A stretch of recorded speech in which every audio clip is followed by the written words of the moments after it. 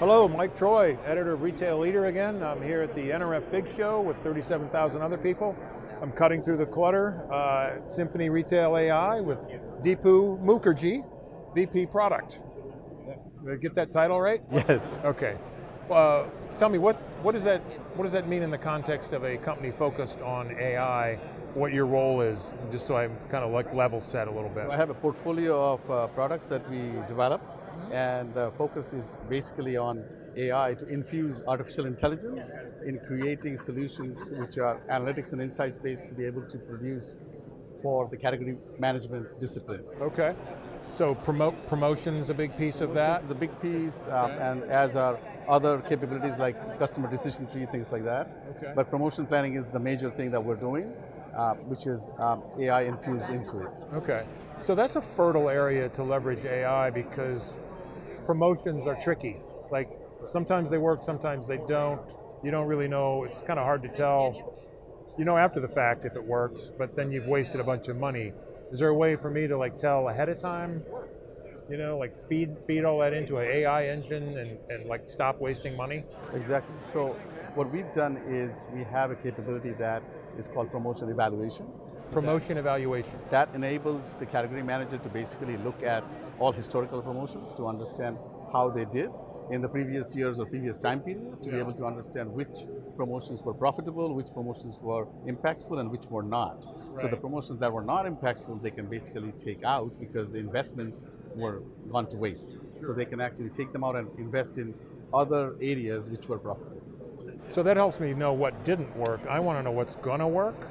So now that you have a set of promotions that did work, you're going to focus on those to pull it into your future plan and future planning effort, which will allow you to come up with targets that you set yourself for. Okay. So you can only invest in promotions that will get you the achievable target that you set yourself up for. Okay. So promotions that work even better. Even better. Even better. And therefore, you are able to take the promotions and create forecast with the AI-driven capability, and then recommend also with the AI-driven capability, so that you're able to give the category manager a good answer. I'm spending less time creating a promotion plan, but figuring out more how to optimize and get better results from correct whatever I'm doing. Three main things that the category managers face today is how to create a plan with less number of clicks. The least number of clicks. Means how to create the plan faster and more efficiently. So that's one. So we've automated the plan creation process, that's one. Second is then, how do I get the plan to give us, or the system to give us a recommendation? So nobody wants to kind of start off with a blank slate of paper. Right. So they want to say, okay, how do I create the plan fast and then get a recommendation from the engine? And then I will have an ability to manually override them to choose what I want. So that gives you the capability to do what if scenario analysis and optimization further down the road, which is all AI based. Yeah. So I'm a category manager. I don't like the plan your tool gave me. What's next? Is there some way I override that as the human in the room? Exactly. So if you know your market constraints, if you know your situation in the market, that will determine which plans or which insights you can do or which things you can execute.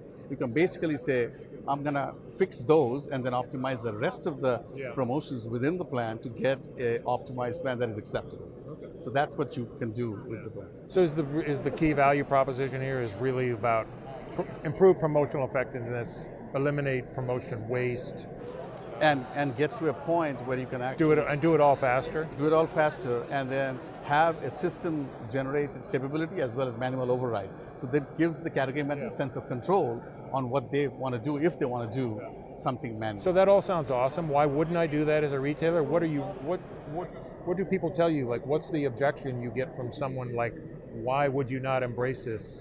I think the objection is that the trust in the numbers. Okay. So what we've done is we've done some validation. So when we did the promotion of forecast, for example, and we did take some clients' numbers manually. They've generated forecasts manually, and we compared them in our system as to what our system comes up with. And that validation proved that our forecast generation was consistently better than what they've done manually. So that validation gives people faith, and then they're saying, okay, I'm going to embrace that. It's about faith and believing in the numbers. That's Are all. you, where are you at in turning on the sort of like natural language processing like you have with Cindy? Do you have that capability with this? So in the promotion, it is all about optimization and taking into account the recommendation engines and the forecast. So these are all AI-driven capabilities that are going to be infused within the plan. Okay. Cindy comes in if you are trying to do a voice-generated question like the Alexa of the category management. And so Cindy will be eventually connected with the promotion management, where you will have Cindy to gather the intelligence, then you do deep dive in the promotion evaluation piece, and then you do better planning with the intelligence gathered to evaluation. There you go. I don't have to do any. I don't have to do any clicking then. So it's like all optimized, because that's how it's going to eventually be done.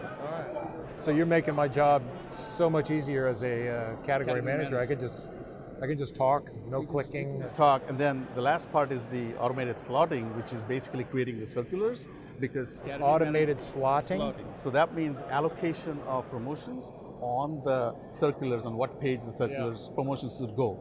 That's a big deal, because category managers want to have their category products on the front page of a circular at all times.